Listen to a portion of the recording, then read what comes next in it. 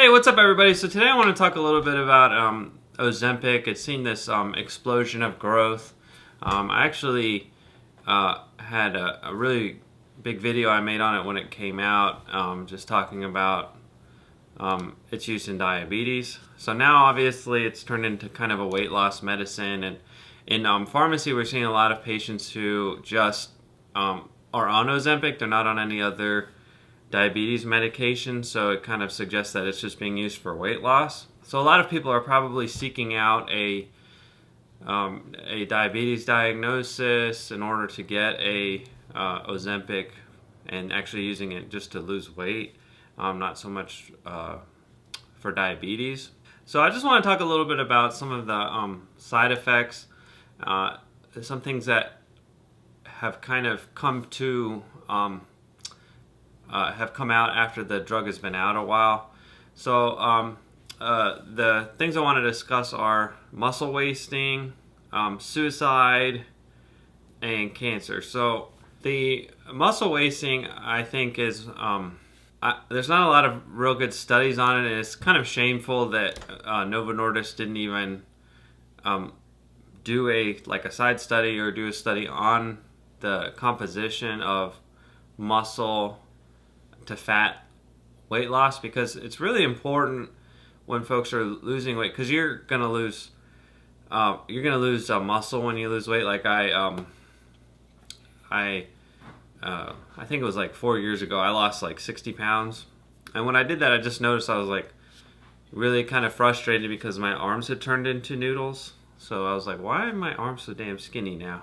So I think it's something that happens when you lose weight. Obviously, you do lose muscle as well.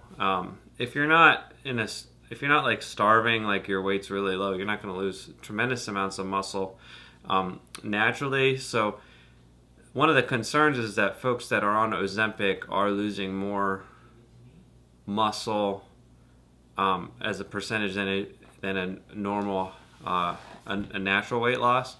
And I think what's occurring here is that if you look at the pharmacology of the drug, it does something called reduced gastric emptying. So it kind of slows down peristalsis, or that's the migration of the food through your gut. So some other side effects related to that are gut paralysis and bowel obstruction. So these are rare, but it is something related to kind of the etiology, the pharmacology of the drug. So I want to kind of tie in muscle wasting to the pharmacology of the drug.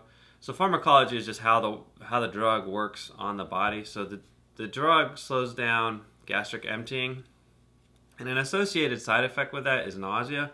So what I think is happening is, if you can sort of think about times when you've been nauseous, what do you want to eat when you're nauseous? So I was listening to Peter Attia talk about how folks that he's treating on Ozempic, and he's actually doesn't like the drug that much, but he's actually seen patients that are just drinking alcohol through their diet, so they're like, they don't feel that good, they don't want to eat, and there's a little bit of a thing with the diet is you lose a lot of dopamine when you go on a diet. So especially if your diet previously has been cooked, if you're putting, and I'm not saying this is all you're eating, but if you're grabbing a donut at work, or you're having a cookie here and there, or some sweets once in a while, that kind of stuff is what makes you feel really good, and that's a kind of a dopamine release, and it's almost like a drug. So if you're just going from, and then you're eating protein, maybe you're having hamburgers in there, you're having steak, you're having all kinds of protein as well, but you might find yourself, you can't really eat those heavier things.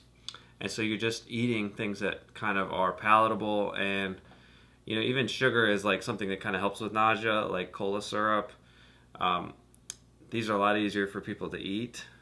So if you're going from just eating more of that stuff, like less of it, then you're going to see where your diet's all screwed up, and you're not having the kind of protein that you need. So what you should be doing is probably trying to clean up your diet and then going on Ozempic.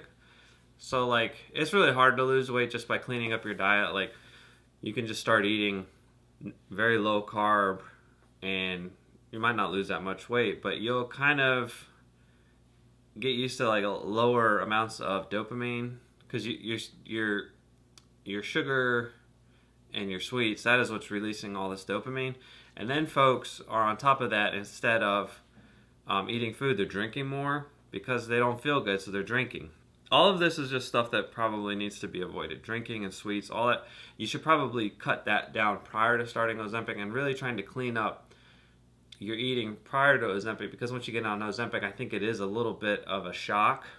I've talked to a lot of patients who are, and this ties into the next adverse event or side effect, is depression and suicidal ideation.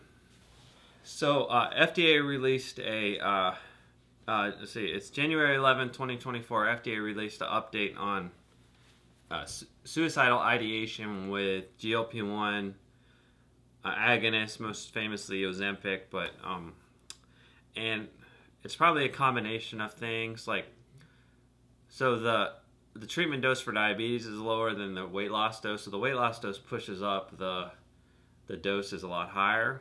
And I think what's also occurring is patients, and I've talked to a lot of patients, they're getting very depressed because they're like, food is such an important part of their life.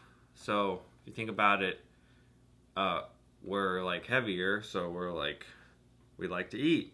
So we're going from people who are eating and like to eat, and that's a big part of our lives, to not really being able to eat very much, even if we want to. So this is like causing people to become depressed. And it's kind of like, if you don't sort of gradually work a better diet into your life, you're going to find where you're going to get depressed if you just go from one day you're oh, I think I'll have a muffin or whatever, and then all of a sudden you can't eat as much and you're really restricting your calories. People are getting depressed, and it's actually leading to suicidal ideation.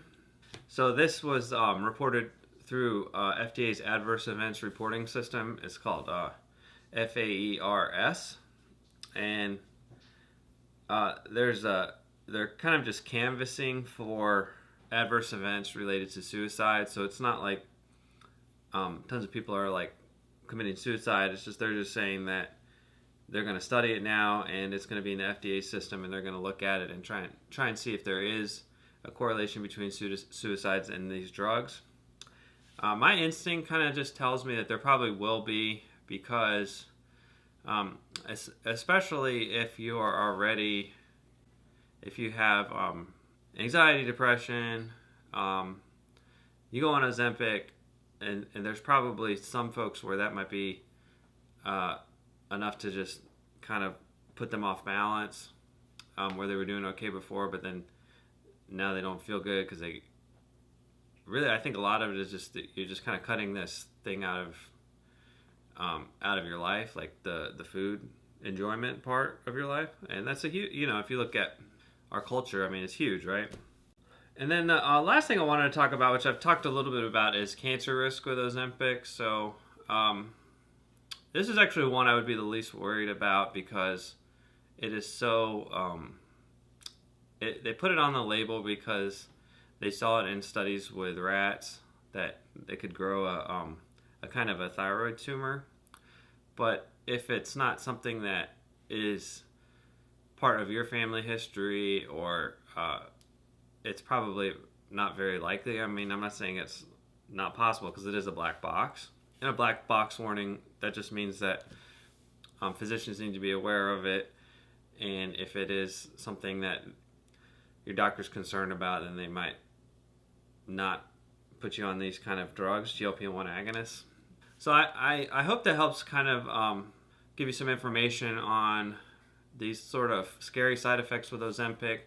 And I've just, when I was in my old job and my new job, I've just seen such an increase in the use of Ozempic. I actually bought stock in the company because of it, and it was a good trade, or a good investment so far.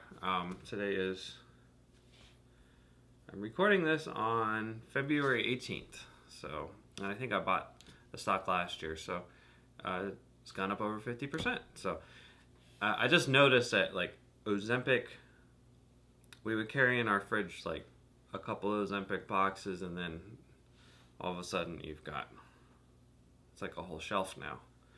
So all drugs kind of have a lifespan. Like they're really popular, and then like other drugs will come out. So eventually there'll probably be better drugs than Ozempic with better side effect profiles, more tolerable. And even Peter Attia was talking about Mounjaro, which I need to do a video on, saying that's tolerated a little better than Ozempic. So we will see. So I hope you all found that interesting. Thanks a lot.